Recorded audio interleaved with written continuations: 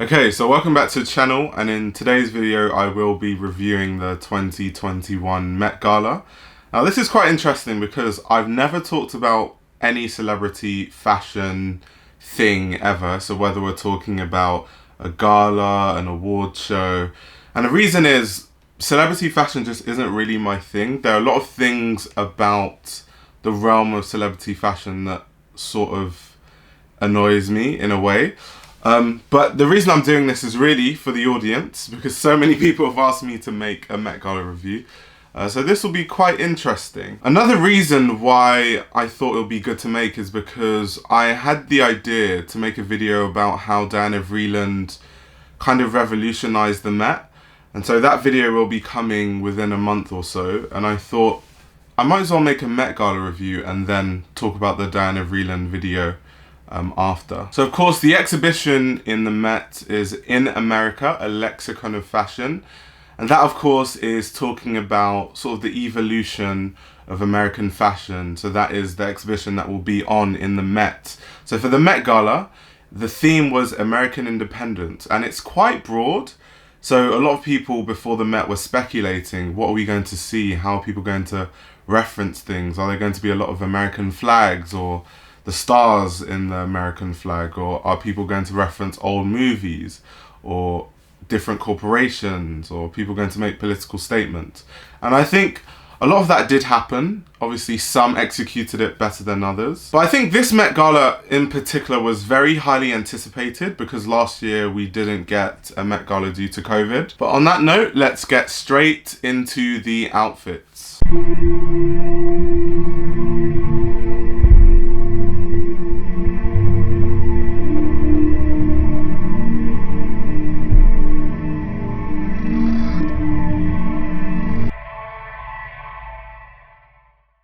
So first we're going to talk about AOC, as she's known, or Alexandria Ocasio Cortez.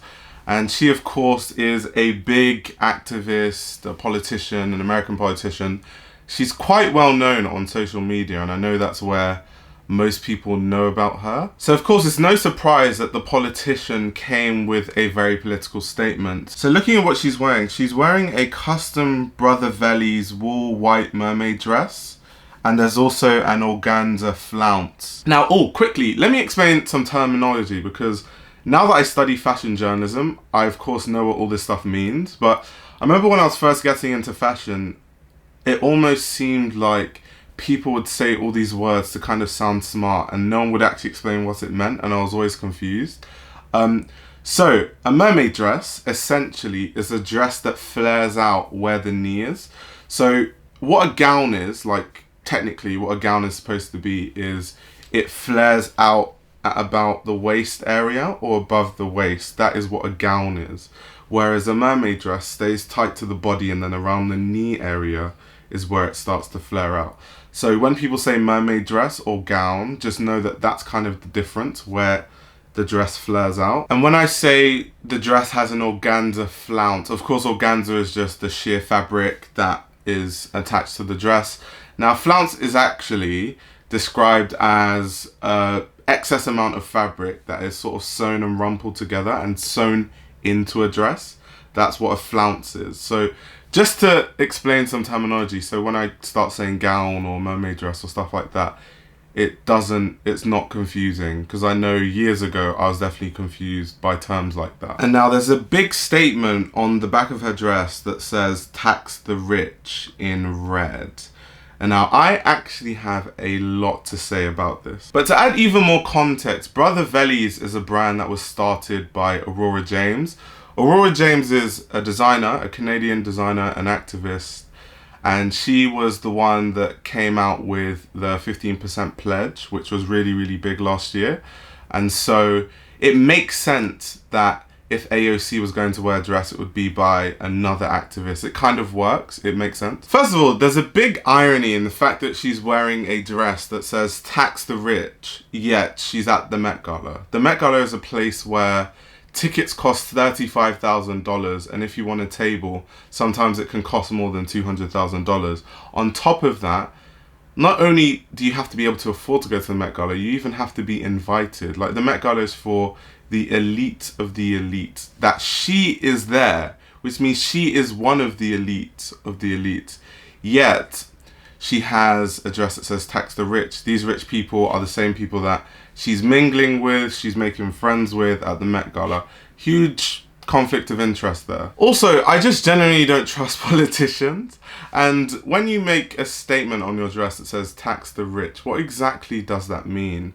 Me studying journalism, something that we learn is never make sweeping statements. Like if I wrote a statement like tax the rich in an essay, I would fail because it adds no context to anything. It could mean anything.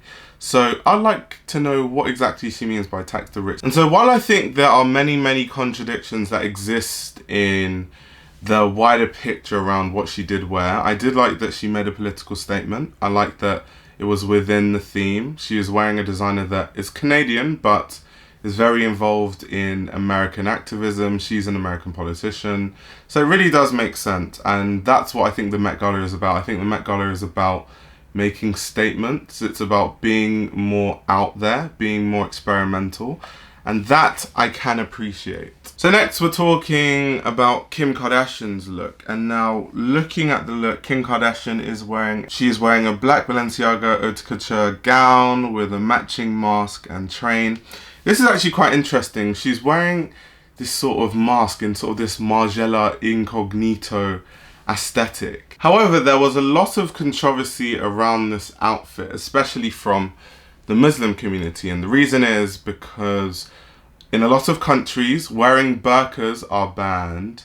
When you cover your skin, everyone, well, not everyone, but Westerners view it as, oh, these women are so oppressed. And it's weird because we want women to have choice to wear whatever they want to wear. That should be what we're aiming for. Now, there's this sort of white feminism, I like to call it. It's this white savior complex that a lot of white feminists have, where they think that they have to save everyone, when there are some Muslim women who actually want to express themselves that way, and they want to wear burqas for themselves. It's not because someone has forced them to, they actually want to wear that. And so to ban their freedom to wear things in certain countries, a lot of them are ostracized for wearing things like that. A lot of Muslim women are attacked on the street for wearing similar outfits. It seems a bit tone deaf, and I know that the inspiration of this look probably wasn't anything to do with that. However, you, as a celebrity, when you're in the public eye, you have to have the cultural awareness to know how what you wear can be perceived. I mean, Kim is famous. She has many advisors. But unfortunately, Kim doesn't have a good track record of having any sort of cultural awareness in any regard. So I'm just going to pause here and say that I don't think I have the reins to talk extensively about this topic. So I've invited my friend who's an amazing journalist, and she writes a lot about modest fashion, to give her thoughts on what Kim Kardashian wore. A few days ago, Kim Kardashian was seen wearing an all-black custom-made Balenciaga outfit, okay, at the Met Gala. Okay, so a lot of people have been praising her creativity, the creative direction, the style, you know, how we even managed to recognize her, where her face was covered, her legs were covered, her hands, her whole body, except her hair, ironic enough. But a lot of women, there has been a lot of criticism, you know, from the Muslim community, I would say. So there is a double standard here, okay? Here you have Kim Kardashian, a very visible, you know, American, you know, woman that lives in the West, right? She is being praised because she is covering up at one of the most exclusive events of the year. Whereas if a Muslim woman, you know, were to do that, like them covering up, they've been doing it for so long, before it was even a fashionable thing, before modest fashion came into everything. They would be seen as being oppressed, okay? So can you see what I'm talking about here?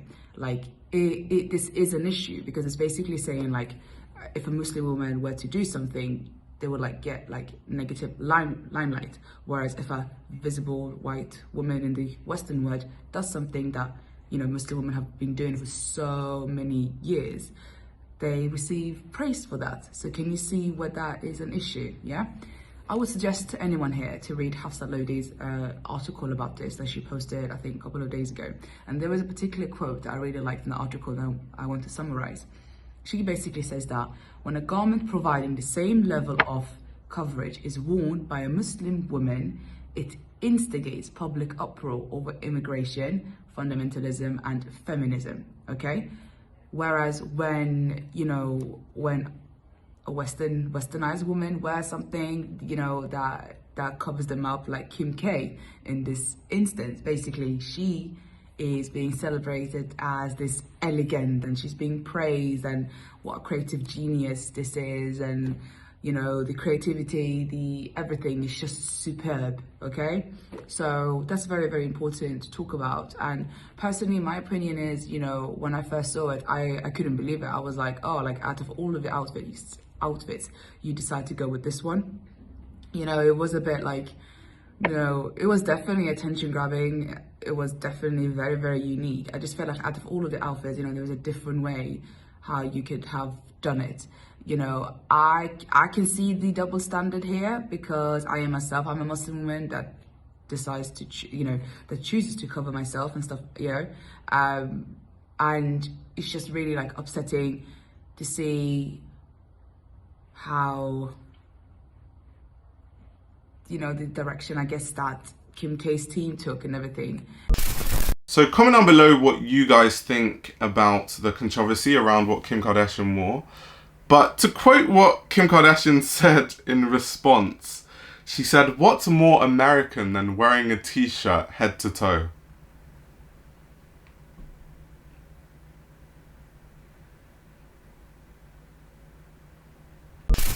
Okay, so next we have Grimes, who, to be quite honest, her outfit makes her look like a Zelda character.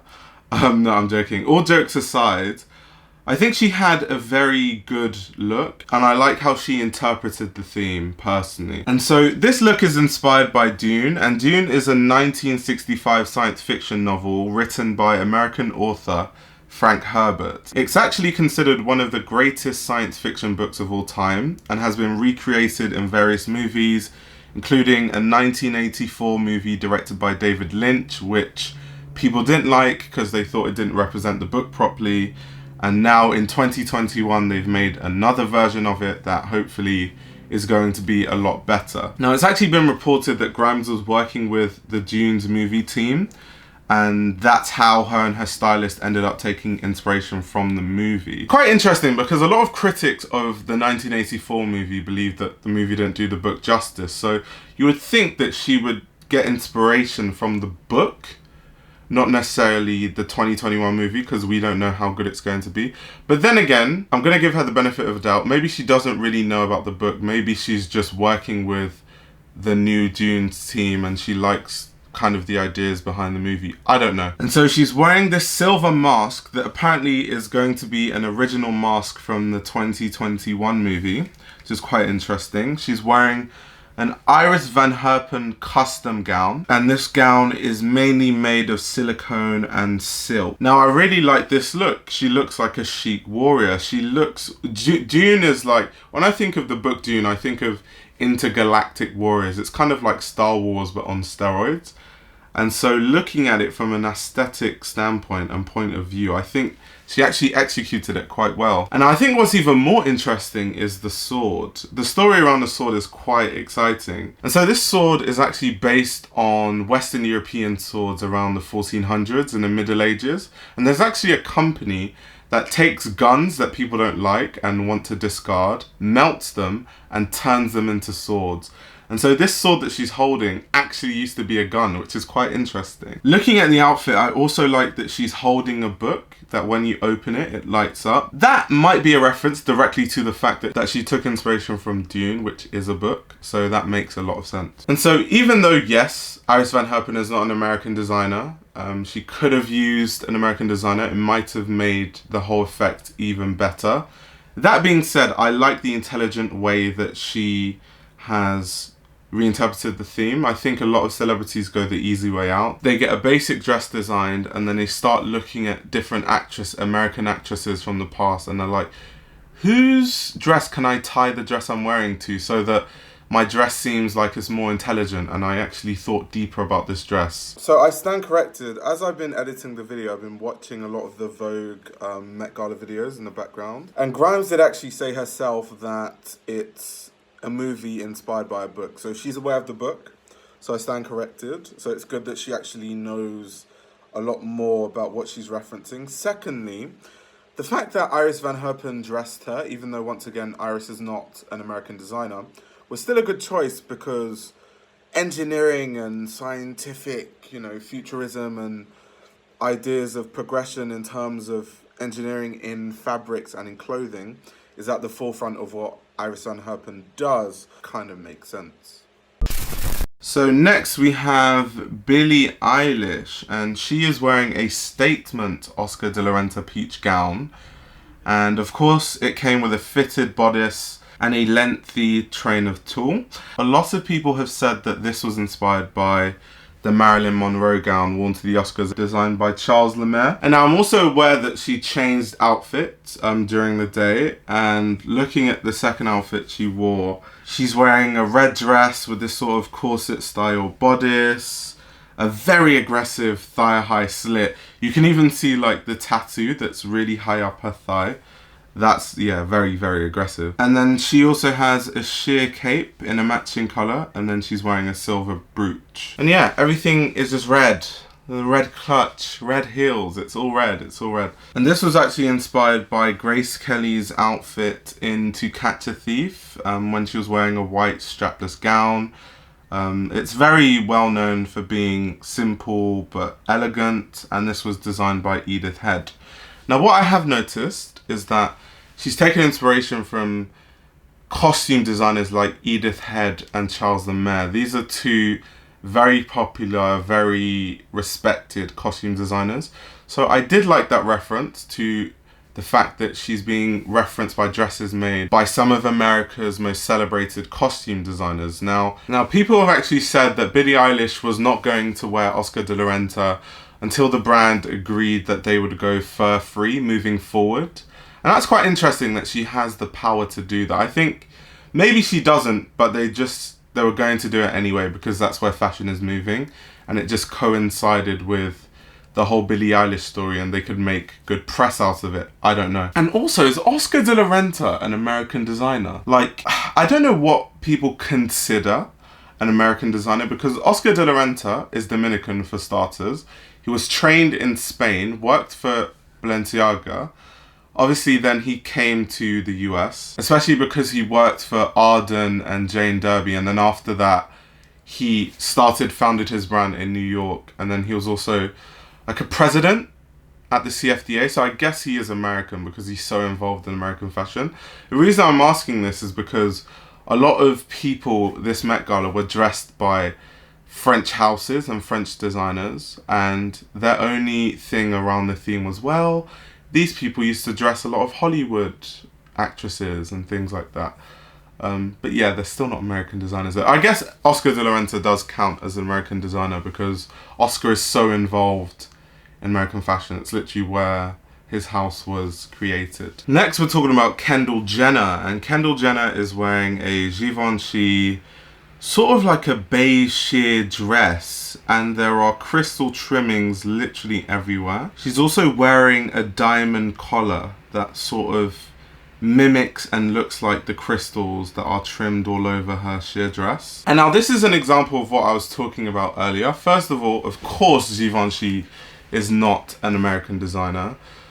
I know the excuse that a lot of people are going to use is, well, Givenchy used to dress a lot of Hollywood actresses, especially Audrey Hepburn. I get it, but still not an American designer. It would be better when we're trying to celebrate American fashion to put more of an emphasis on American designers, especially in what people are wearing.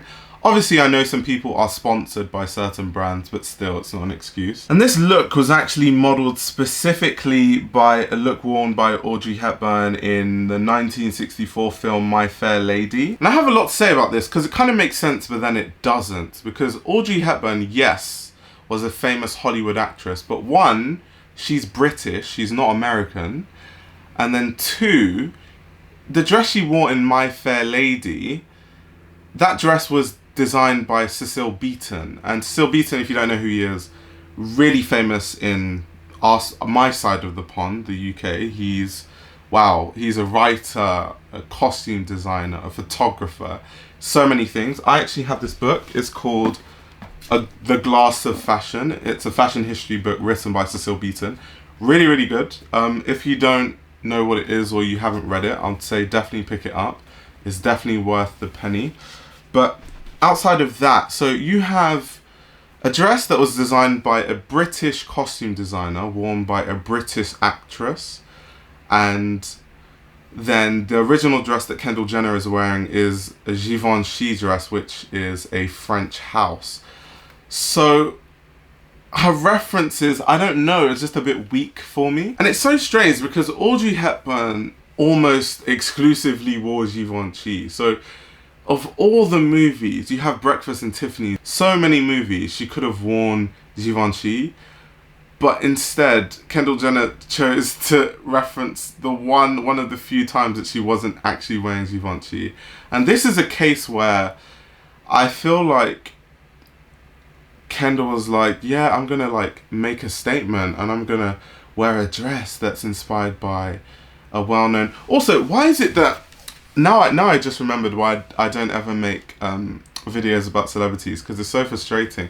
Why is it that celebrities, when they do things like the Met Gala and they're referencing dresses, and this is a genuine question that people can answer because I don't normally follow the Met Gala, this is the first time. Why is it that they always choose the most obvious cliche references like Audrey Hepburn?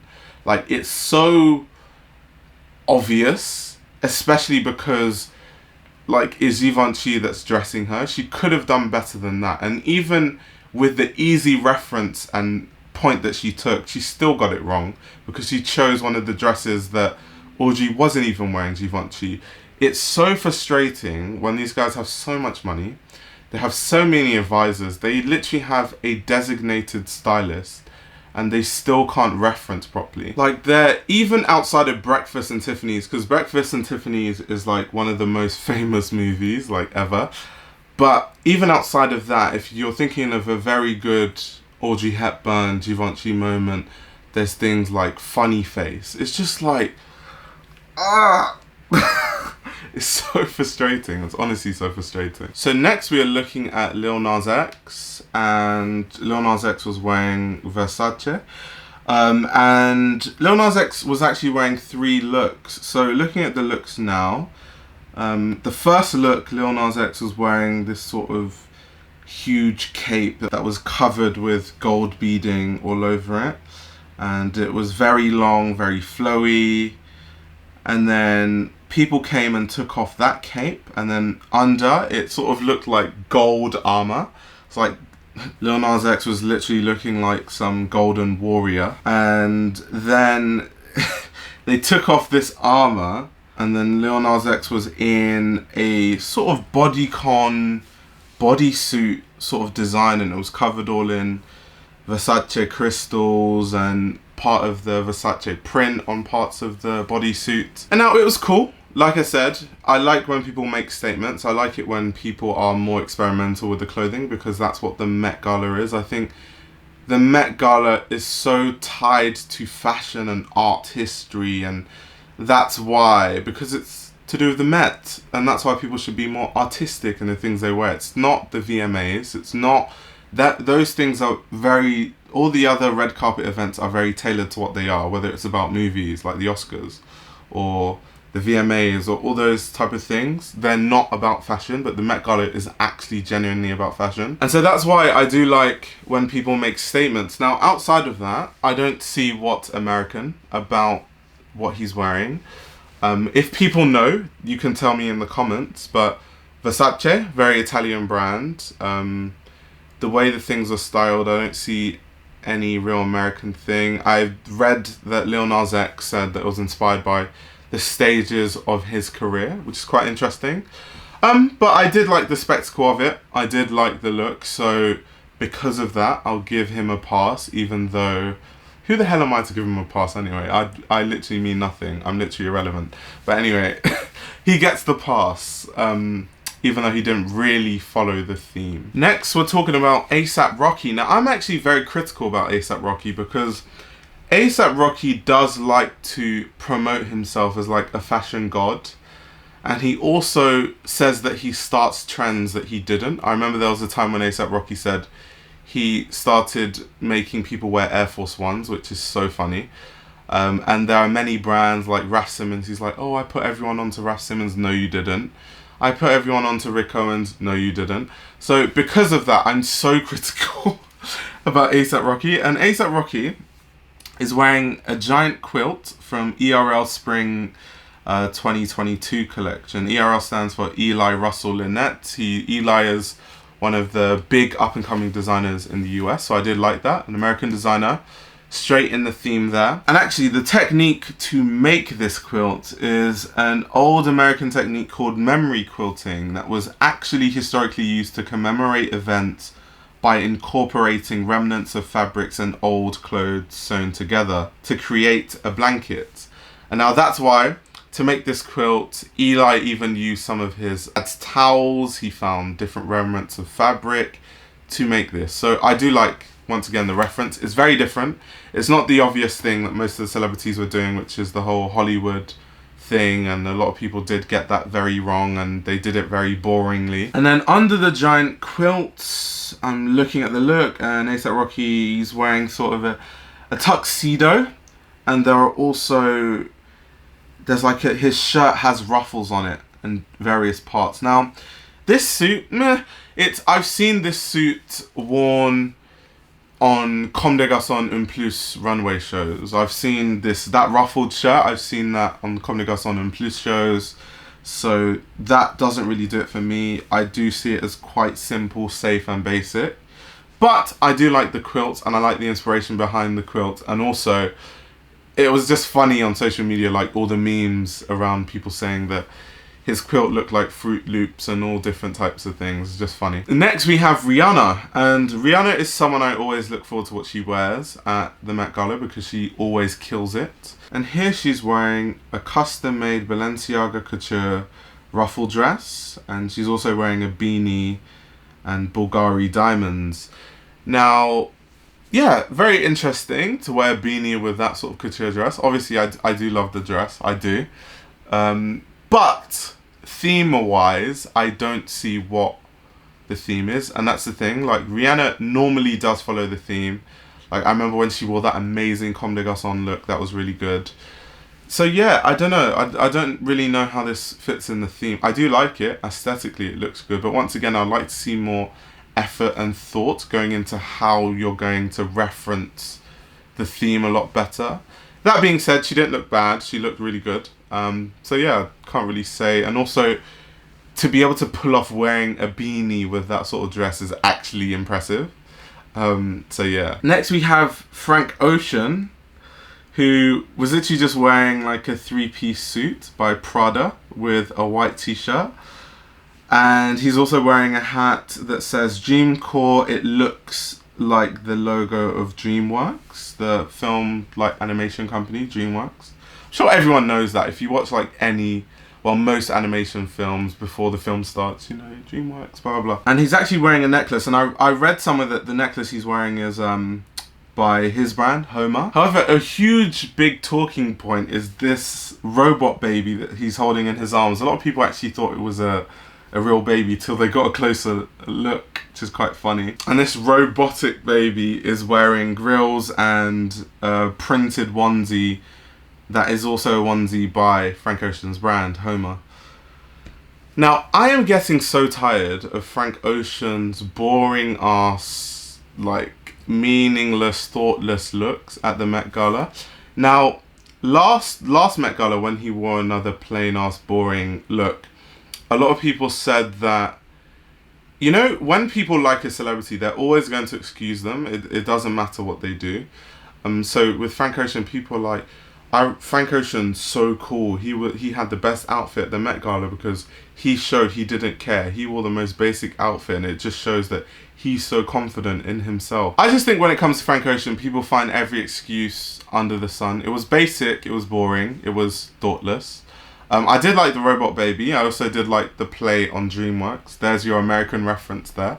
But apart from that, I don't know, because I know obviously he has a relationship with Prada. If he has to wear Prada, when you look at the new runway collections by Mucha Prada and Raf Simons, especially on the menswear side, they've been making some more interesting stuff than Prada previously used to make. So you would think that he would wear something a bit more exciting. But yeah, I don't know, it's just a bit boring for me. So yeah, I think we're going to move on from that one. Next we have Naomi Osaka, who was wearing Louis Vuitton. She's actually quite open about how much she likes the brand. And so here she's wearing a dress, it's slightly corseted. There was a very, very nice flamboyant print on it that apparently was made by her sister. And in the artwork there is a koi fish that's actually a nod to her Japanese heritage, which is very interesting. Now, the koi fish actually reminds me of this Pokemon character Magikarp, which I think that is probably what that character is modelled after, what that Pokemon is modelled after. But yeah, I love the look. It's very luxe, a lot of satin and silks, very, very luxe. I did like that, and it makes the print look even nicer to the eye. Another thing I really liked was just her hair. Like, the way her hair is styled was absolutely amazing. I don't know if there was any specific reference to why her hair was styled in that way, but as I have a very intelligent fashion audience, and part of my audience are people from Japan, so maybe they can let me know what the reference is. That being said, when I was looking at the look, I didn't really see too much American reference there, and I'm a bit still confused on what the American reference is, because I get her Japanese heritage and her culture, but that's still outside of the theme. And so, yeah, I did like the look. It was interesting, but I didn't really catch the American references. I probably just can't see it, like I said. I tried to, with these reviews, I've seen things in passing on Instagram, but I tried not to like read articles and things like that around what people have worn, because I don't really want those things to influence my opinion on like what I'm seeing. But after I make this video, I will go and like check and see if there are any American references that I missed. Last, I'm talking about Rosé from Blackpink, obviously the famous K-pop star. And of course, the dress she was wearing was designed by Anthony Vasarello, obviously Saint Laurent. She's literally an ambassador for Saint Laurent Paris, so it makes a lot of sense. However, I didn't think that they did her justice. I'm looking at the look now, and she's really just wearing a black dress with this sort of giant white bow across her chest. And I think this is a look from the fall winter. My camera overheated. Even my camera doesn't want to know about the Met Gala anymore. It's hilarious. But yeah, Rosé is essentially wearing a look from the Saint Laurent Paris Fall Winter 21 collection. So there isn't really much to say about this look other than it is basically an advert for Saint Laurent Paris. So French brand, not really any reference to American fashion in any single way. It's just an advert. So there isn't really anything to say about this look, really. And it's quite sad because Rosé is someone who is very stylish. I think she suits everything, and I think they could have been really experimental with Rosé and she would have pulled it off. Quite annoying. Like, why do brands just the easy way out? And I know the excuse, I can already see the comments. The excuse that a lot of people are going to make for this look is that what she's wearing looks like a little black dress, and therefore if it is a little black dress, that has a lot of influence when we talk historically in America, and when the little black dress was very big and it was talked about in magazines like Harper's Bazaar, and every American woman wanted to own a little black dress because it was seen as an easy way to have something that's versatile and you can look elegant and classy but also sexy, all that sort of stuff. I know that's the excuse, but if we're being real, that's not what they were thinking about when they put her in that. That's just not what they were thinking about. But yeah, honestly, I think I'm going to end the video there. Mainly because if I don't, this video might become extremely long. I've already been filming for what feels like over an hour. So let's see. If this video gets 1,500 likes, which I don't normally get, then I'll make a part 2. Because I really don't want to react to these outfits. But on that note, thank you so much for watching. And if you're new to this channel, I make fashion history videos, and I also make videos about current fashion. I'm also a fashion journalism student at Central St. Martin's, so as I'm learning more about fashion, I'm incorporating a lot of it into the channel. And on that note, I guess that's the end of the video. If you want to support the channel financially, you can via the Patreon, and I'll be back with another video very soon. Also, I forgot to say something, but can I just say that America as a theme, like American independence, which was the Met Gala theme, it's so broad, and it's like, people could have done so many things. That how did so many celebrities and people end up doing like Hollywood references? Like when I think of America, I think of so many different things. If we're talking about sports, or we're talking about, you know, the politics and the influence that has around the world, I think about even bad things like war, or what they've done to the Native American. Like it's so broad. Like there's so technology, like the capitalism, all the big corporations that are made in America. So it's just really disappointing. And I know I haven't really followed the Met Gala before, and I've not really been interested in it. But even though I wasn't interested, I still, in passing, just working in fashion, you see these things. I would see some amazing outfits, and I think compared to outfits I've seen in past Met Galas, it was almost like this year was quite weak in terms of the outfits. But yeah, let me know your comments down below. This is just something I added. I was just about to edit the video, then I was like, oh, let me just put this part in. But yeah.